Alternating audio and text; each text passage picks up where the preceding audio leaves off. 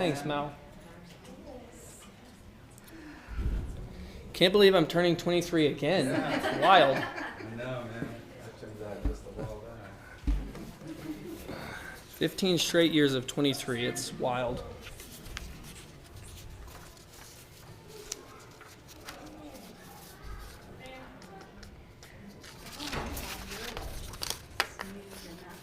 Does it seem darker in here?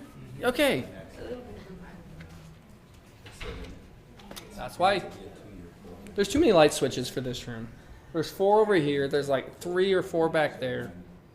So we just need to get one big light switch that just turns the lights on. Would. And they're all over here. So if you want to do stuff over there, you got to come through the dark, turn these on.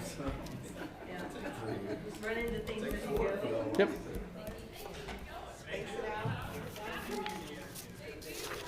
Hi, guy. That's probably making a good one. Well,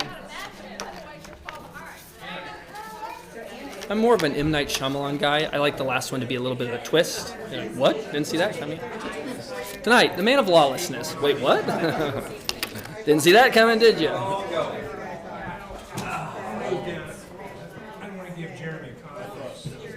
You what? You gotta come through. I didn't want to get too close to you. Oh, I got Lane Satry every class Right there. right here. And it's funny because all the other kids are afraid, so they sit at least 3 rows back and fill up the back. But Lane, he just comes in, and so there are times where it's just me and Lane having a one-on-one Bible study. It's great. A good class. Ah, that's the real twist. Gotcha. Hope it's a good one. That's the twist. It's oh. Well, Levi did a good job saving his last long Devo for the last week, so I can't even care about it. I know, but that's all right. So I think the second bell has actually ringed.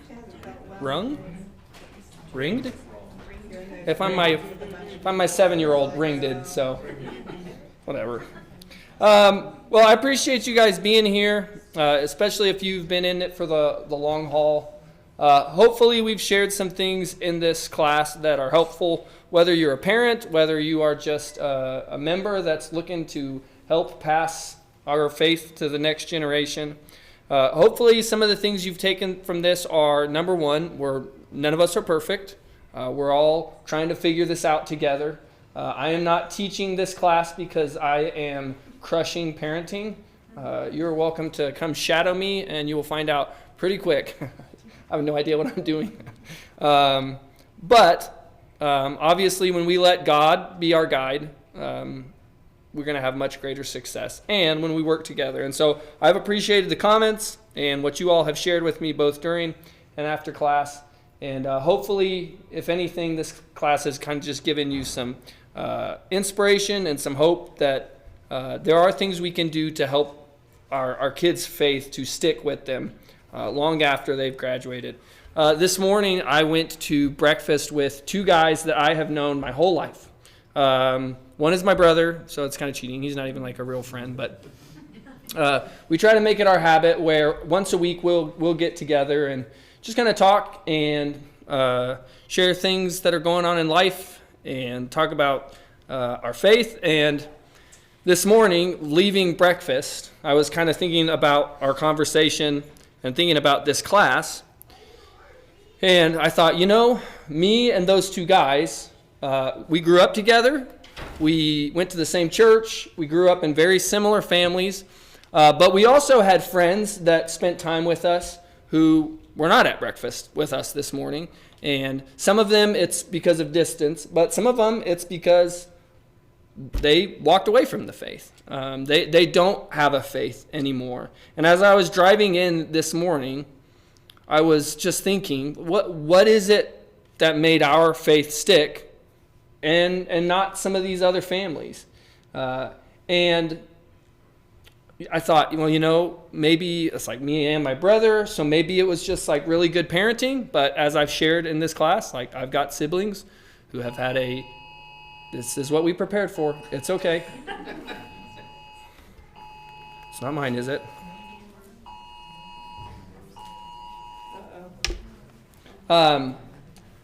Obviously, I've shared that I've got siblings who have a very, very different faith journey than I do. And my parents parented all of us pretty much the same way. And so I'm like, so it can't just be my mom and dad did a great job. I'm like, well, maybe, it was a church thing. And I'm like, but I had friends that went to the same church, that went to the same youth group activities, that sat in the same classes, and they walked away from their faith. And so it just reminded me that this is not a science. This is not if we can just, you get these 10 rules, and if you make sure your kids do all these things, then you've done it perfect.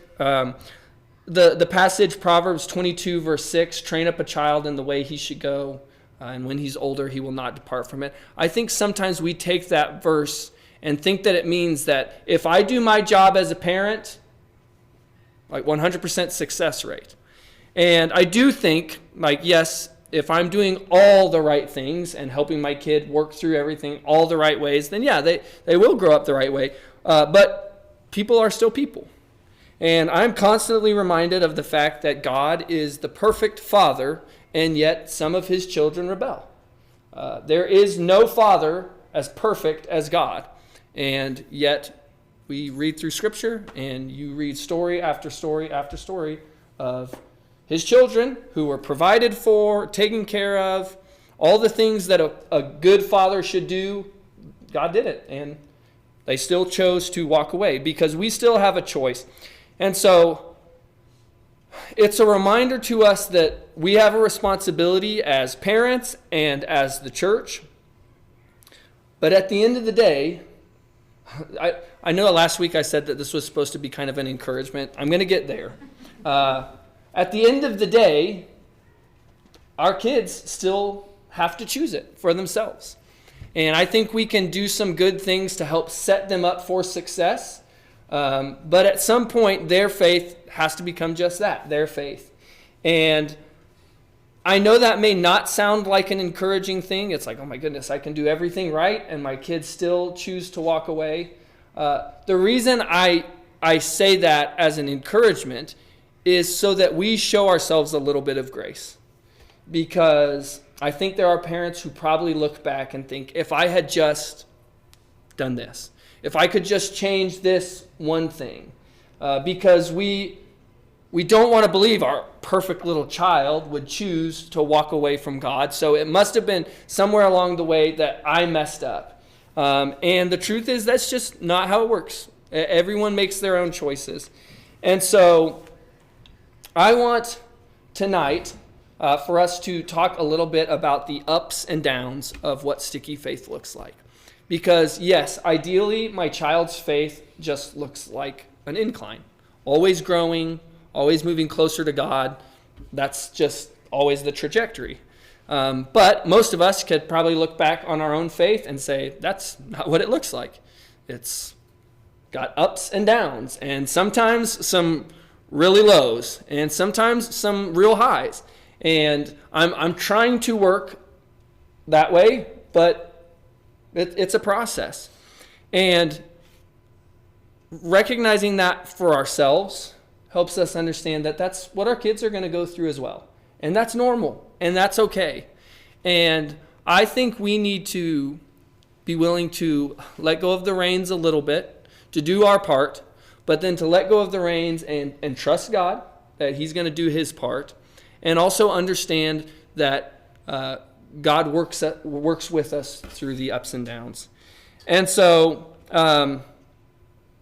like we've done every night, we're going to look at some of the findings that they pulled out of the surveys that they did with some of these teenagers, look at some of the numbers, and then try to draw some practical application before we're done tonight. So here's sticky finding number 1 is children need to own their faith.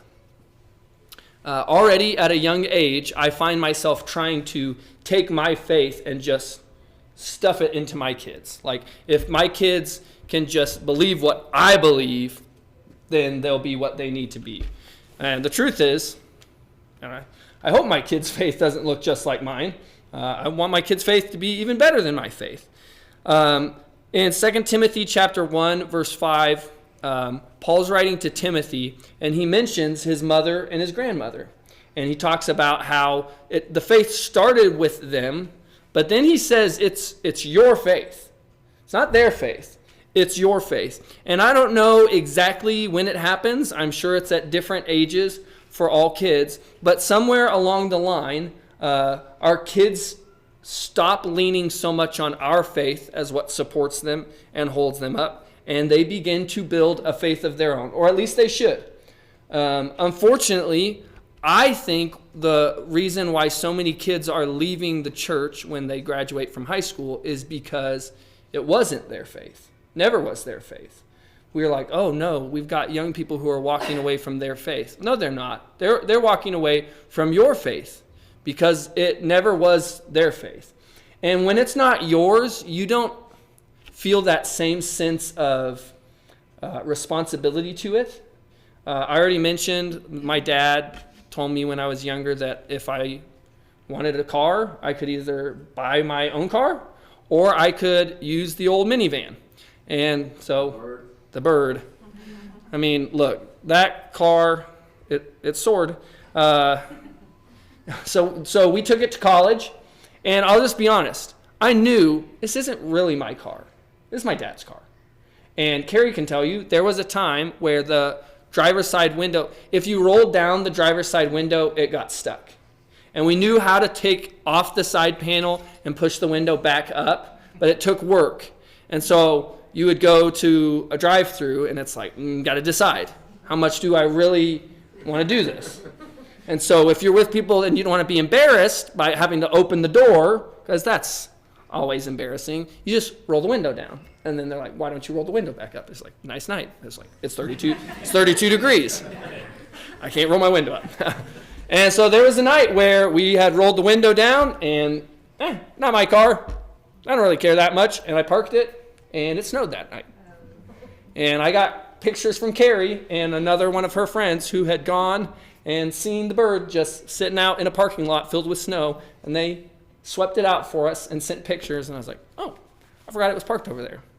I used to park it over by my class so that between classes I could sneak out and get a quick nap in the back seat of the van. I'm telling you, the van was great. But when it's not your own, you don't feel a sense of responsibility to it. And you don't feel bad, really, because at the end of the day, that's my dad's car. And it's the same way with our faith. If our kids go off to college with our faith, guess what? When the first sign of trouble comes along, they don't feel responsible to it. And they're like, it wasn't really mine anyways. That's my mom and dad's. And so they just leave it setting to the side. I think there are a lot of folks who are really surprised that their kids have walked away from what they think is their faith. But really, it was just their parents' faith. They went to church because their parents told them to go to church. They went to youth activities because their parents told them to go to youth activities. And that's where it starts. But we have got to do a better job of helping kids understand that we don't come to church because we have to come to church. We come here because this is where we get to fellowship and we get to worship God. And that's something we should want to do. And we don't go to youth activities because we have to. We go because that's fellowship with other Christians, and through those relationships we can be strengthened in our faith. If it's always just a matter of, well, we do that because that's what we do as a family, at some point they're like, oh, they're not here to tell me that anymore. And so they kind of leave it to the side. So children have to, they need to make it their own faith. They need to own it. And like I said, I don't know exactly when it happens. It's different for other kids. But here's what tends to happen as they are developing. At a really young age, kids do rely on our faith. Darcy and Penny's faith at this moment is just mine and Carrie's faith. And I think that's the way it's supposed to be. They are leaning on mom and dad's faith. It's like a baby bird that's still learning to fly. It relies a lot on mom and dad. Then by middle school, things start to change because kids start to change. And it's less about going because mom and dad want me to go, but it's like, what are we getting to do? I've noticed with middle schoolers, if we're doing like youth stuff, they'll say, what is it? Because they want to know, is it going to be fun? Like, we're doing a lock-in, what's a lock-in? Oh, we like play games and stuff. Oh, okay, games, deal. Well, what's an area wide? Well, we go worship somewhere. Oh, okay. So they want to know the what. Then by the time they get to high school, they're less interested in the what and they're more interested in the who. It's like, who else is going? We are going to Quartz Mountain on Saturday to help out with some work projects. And I had a couple of kids say, I'm going to go if I can get so-and-so to go. And it's like, well, you can just go. Well, I got to go. I mean, if I can get them to go, I'll go. They're very interested in the who. And I know we look at that, we're like, oh, that's immature. And it is. But it's also developing. Like, that's us seeing in our children that they're beginning to develop, and they're not just seeing it as, I go because mom and dad. They're seeing outside reasons now. And even though they're not mature reasons, at least it's not just, I go because mom and dad want me to go. And so see those things as signs of growth. And then, yes, hopefully at some point, it's not so much about the who and the what as much as it is about the why. Why am I doing that? Oh, because that's a good thing for me to do. And so you'll see that, obviously girls, it tends to be, they are developing quicker in their faith. We'll get high school girls who are coming to things because they know it's good for them. And then we've got boys who are coming because there are girls that are coming and know it's good for them. I'm just kidding. Not in our youth group. Right now, not interested. And that's the way I like it. Oh yeah, girls do have cooties. That's a real thing. Watch out. But we need them to grow to a point where they own that faith as their very own. Number 2, children who experience unconditional support are more likely to have sticky faith. We won't linger super long on this because it's a fact we've talked about some, but this is not to say that we support bad behavior, that we let them off the hook for things, that there's no room for consequences and discipline. There is. But our kids need to know, no matter what happens, no matter what you do, your mom and dad will love you. I have so many stories I could share of being disciplined as a child because I was one of 4 boys and we made trouble. But I, to this day, have one very specific memory of a time where I did something I should not do and how my dad talked to me afterwards. So I had a friend down the street who was not a good friend. He should not have been my friend. And one day he said, hey, I'm running away from home. And I said, I don't even know what that is. I was really young. He said, I'm going to get on my bike and I'm probably going to ride to the grocery store. And then I don't even know where I'm going to go from there. And I said, that sounds awesome. It didn't connect with me like that means you don't go back to your house. I was like, great. I said, I don't have a bike, but my brother does. And so I got on my bike and we rode to King Soopers, the grocery store, and I brought a quarter. And so I got to buy like the King Soopers brand root beer, and I was king of the world. And then I was like, Eric, I think it's probably time for me to go home. And he goes, we ran away. I was like, yeah, now it's time we go run back. And Eric was like, dude, that's not how this works. And I was like, well, still should probably get back. My mom's going to be mad. And I can remember coming up to my street as my mom pulled off our street in tears in the minivan. And I was like, Eric, you should probably go home. I think I'm probably never going to see you again. And my mom said the scariest thing that a mother can say to her child, and that is, go to your room and wait for your dad to get home. And I was like, this is it. This is it. Daniel, thank you for letting me use your bike. I would will it to you, but it was already yours. And I just remember sitting there thinking, like, I'm going to be in so much trouble. And I heard, this was obviously before cell phones, so my dad didn't find out until he came in. And I heard upstairs, he comes in, and I can hear the murmuring upstairs. And our bedroom was at the bottom of the stairs. And so I hear him coming down the steps. And I'm like, should I just fake like I already died? Then he can't kill me? And my dad came in, and I know he was ticked. I know he was. He came in, and he just sat down next to me on the bed, and he said, do you know how bad you scared your mom? And I was a kid. I was like, no. He said, you can't do that. He said, we don't want to lose you. You really scared us. And he gave me a big hug, and he went upstairs, and I was like, okay. Now look, consequences came.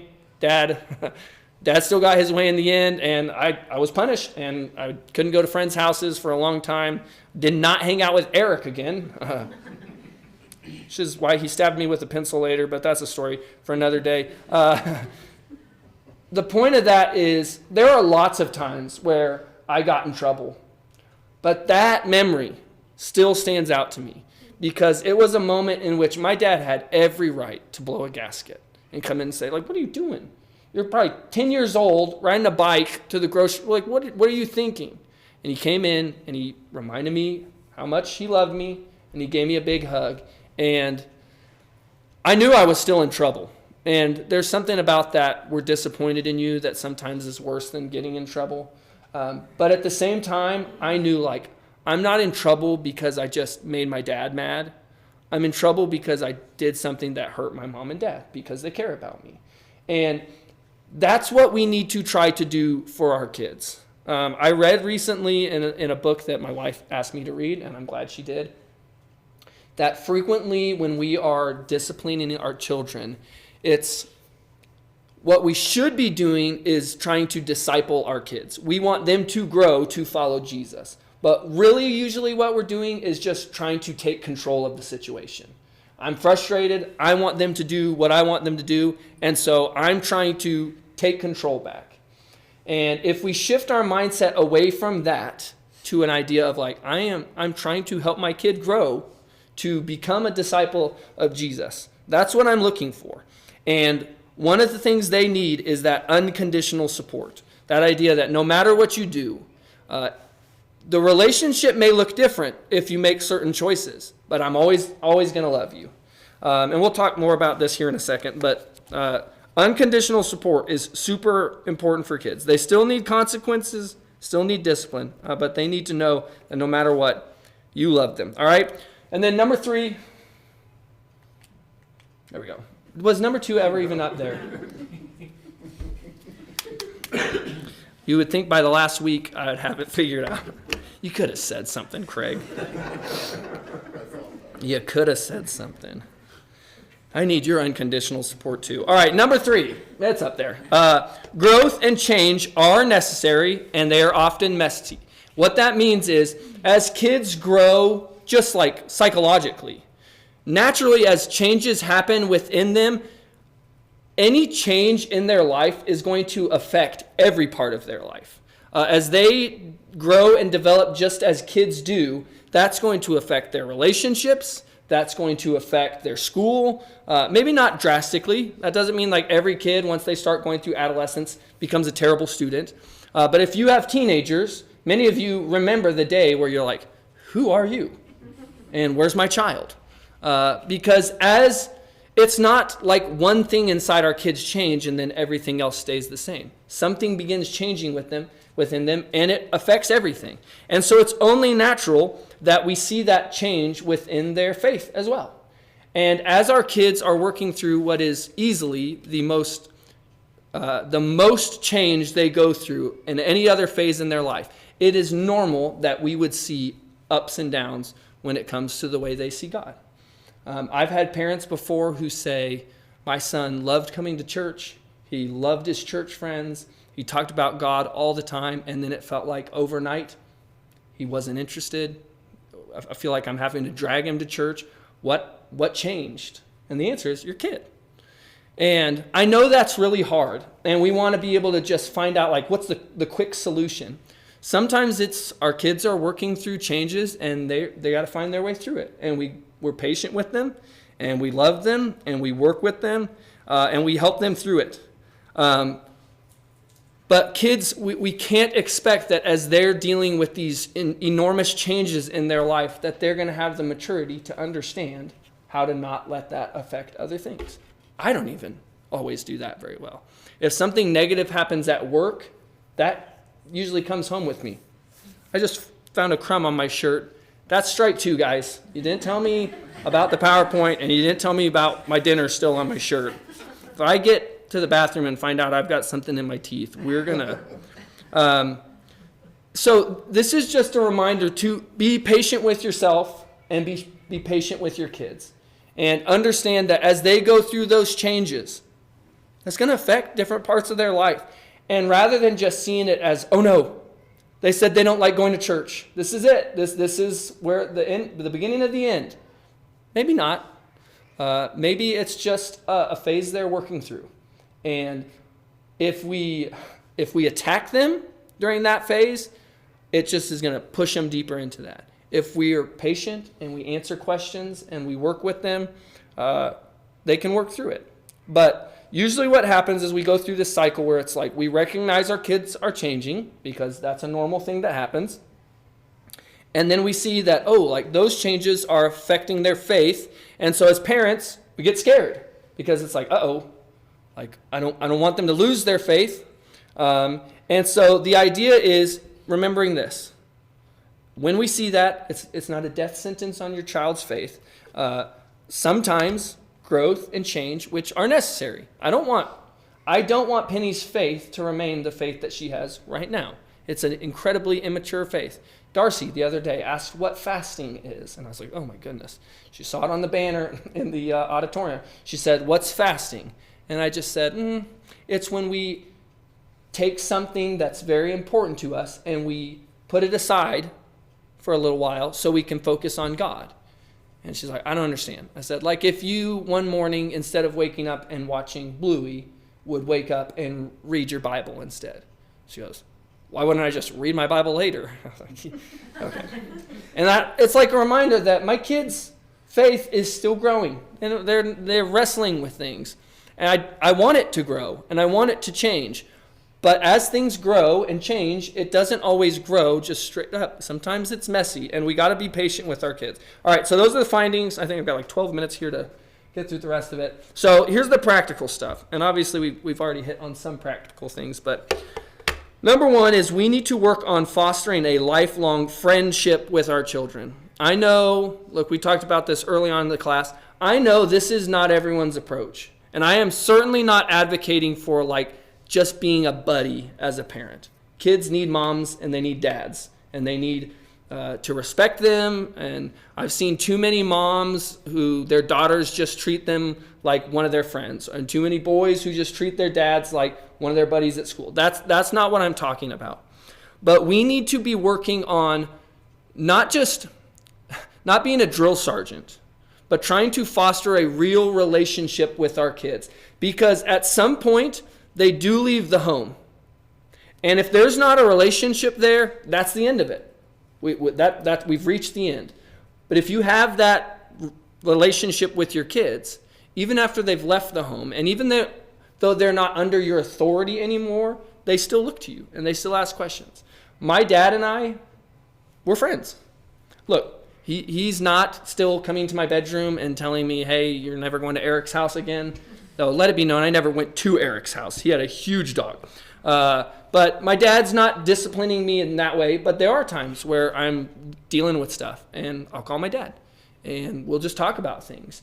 And that's what I want for my kids as well. Carrie tells me all the time, and I think it's so good, is I want to build a relationship with my girls where when they get older, they feel like whatever they need to share, they can come and talk to me. And that is something that takes a long time and a lot of work. And if all I'm ever doing is correcting my kids, if that's the only parenting I'm doing, I'm probably not fostering that relationship. And so, again, look, I get it. Sometimes kids are in a phase where that's all we feel like we're doing. It's just like every morning the alarm clock goes off and that's the start bell, and it's like a Royal Rumble for the next 12 hours till they're in bed again. It's like, all right, back at it tomorrow. I get that. But we have to find those little moments where we can just build that friendship so that after they're gone from our home, we can still maintain that. I know families who have had kids who leave the home and they think, and then they leave their faith. And they think, well, if I could just do this one thing, it would bring them back. Like, oh, I bet if I could just get them to go to this church and hear this preacher, that would bring them back. Or I've heard moms say before, if I could just get her to find a good Christian boy, and then they get married, then she'd come back. Restoration doesn't happen through little quick fixes, tricking your kid back to come in. Because even if that brings them back for a moment, their faith is still what it was. Restoration comes through relationship. That's the only way it works. And so if I have a child, and look, it can happen where I have a child, I do my best to raise them in the Lord, and then they have a season where they walk away from the faith. If I can maintain that relationship, there's still that hope of restoration. Now, because I've dealt with this in my own family, I'll just tell you, I don't think that means that when our kids make life choices that oppose God, that we just pretend it's okay. And that it doesn't sometimes change what our relationship looks like. And I think that's up to families to decide for themselves how to handle all that. But there's got to be some kind of relationship still, because that's how real restoration takes place. And if we foster that from an early age, it makes that a lot more possible. Number 2, I think this is really important. Rely on God's people for support. Do not try to do it on your own. That's why I love that there are folks coming to our class who don't have kids in the youth group. Because raising Darcy and Penny to have faith in Jesus, I would hope is something that I'm not trying to do on my own or carry. I would hope that everyone in this room would be interested in, however I can help do that, I want to help do that. Your kids, I want to do the same for your kids. Not because I'm the youth minister, but because I care about the future of the church and I care about your kids. And so we want to work together, and we need to do a good job of relying on God's people for support. When you are in over your head when it comes to your kids, there is no shame in going to someone else and saying, I have no idea what I'm doing. I need help. If you want to come to one of the members of the staff and we can get you pointed in the right direction, we will. But the worst thing to do is just say, no, I got to do this on my own. They're my kids. It's my responsibility. I got to do this on my own. Rely on God's people for support. Scripture talks about that as we go through challenges, then we can then use those challenges to help other people as they go through the same things. Believe it or not, there's people here in our congregation who have probably dealt with similar struggles with their kids that you're dealing with yours. Look to their wisdom. Find mentors, not just for your kids, but for yourself that help do that.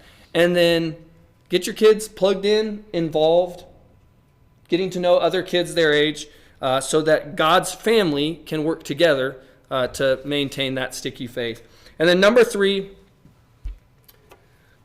I think, honestly, this is the hardest part for a lot of parents. Look, I'm a long way from my kids graduating. I say that. I'm sure it will be here before you know it. At some point, as a parent, I've done my job. And I think that's, for me at least, that's really hard truth to wrap my mind around, because I like control. And I want to believe that there's, I can fix it. If I can just do this. The truth is, at some point, I have to trust God enough to say, I've done my part. I've done what God's called me to do. And now I'm going to trust my child to him. I'm going to trust that Jesus, who certainly loves my child even more than I do, is going to take care of my kids. I think it was the first week I mentioned how I'll walk through the youth room sometimes and I'll look up at the pictures of our past seniors. And sometimes it brings back really happy memories, and sometimes almost brings me to tears, because there's kids that I know have not just walked away from their faith, but have chosen a life that has nothing to do with God. And as tempting as it is for me to go, if you had just done this, or if you had just done this, or if someone had just stepped in and helped with it, sometimes I have to go, hey, their story's not finished. God is still working on them. And no matter how desperate their situation, if there's still breath in our kids' lungs, God's still working on them. This is hard because I want to always be in control. And as much as I want to help Darcy and Penny develop their faith, at some point, it's their faith. And I've got to let God work on them. Again, hopefully that's still many, many, many years from now, and I'm not even close to prepared for it. But I think this is the hard part for a lot of parents because we want to be able to keep control, and you can't. But while that may seem like a bad thing, it's like, well, this is it. I've done all I can do. It's not. It's a good thing because I am limited in what I can do. I can only do so much as a father. Jesus is unlimited. He can work on my kids' hearts in ways that I can't. And he can put situations in their lives that help them in ways that I can't.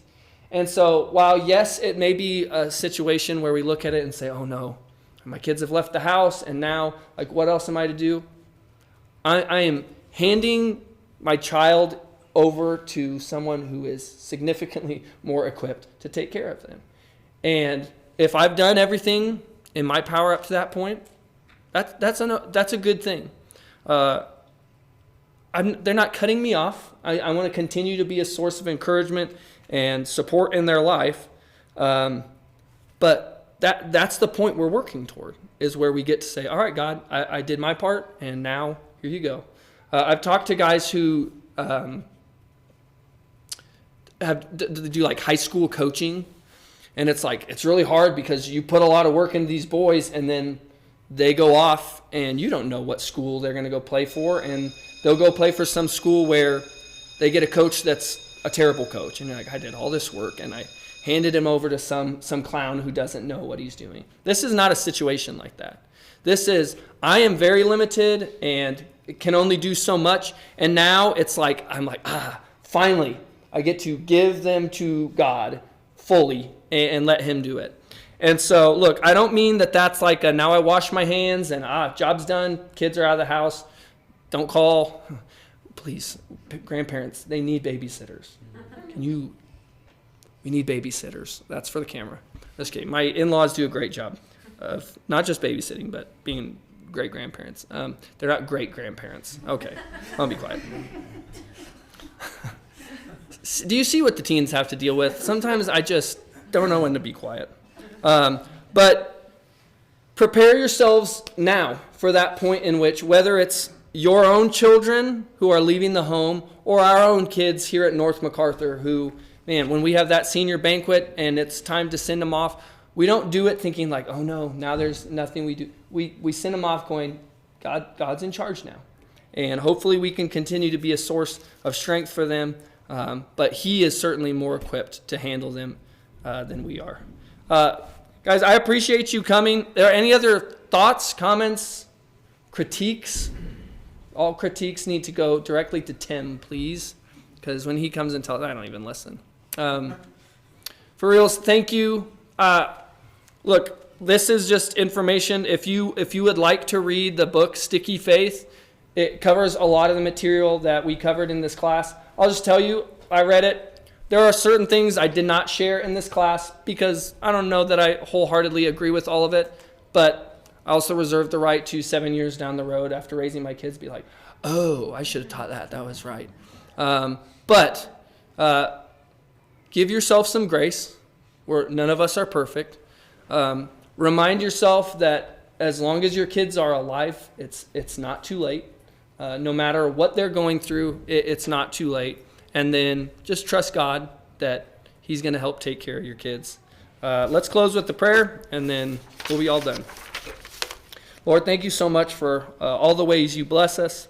Thank you for those who have participated in this class over the past quarter, whether the whole quarter or just for a night, Lord. I'm so thankful for those who are interested in helping pass the faith along to the next generation. Lord, I know we hear things about church numbers dying out and kids walking away from the faith, and we want to be those who help change that. We want to be those who are active in supporting our kids and strengthening them and helping them to develop a strong and mature faith that stays with them. And Lord, we just pray that we'll do what we can to help make that possible, and that we can then trust you, Lord, to be the perfect Father that you are. God, thank you so much for all the ways you bless us, both physically and spiritually. And we thank you most of all for Jesus. and for the sacrifice that he made on the cross for us. It's in his name we pray all these things. Amen.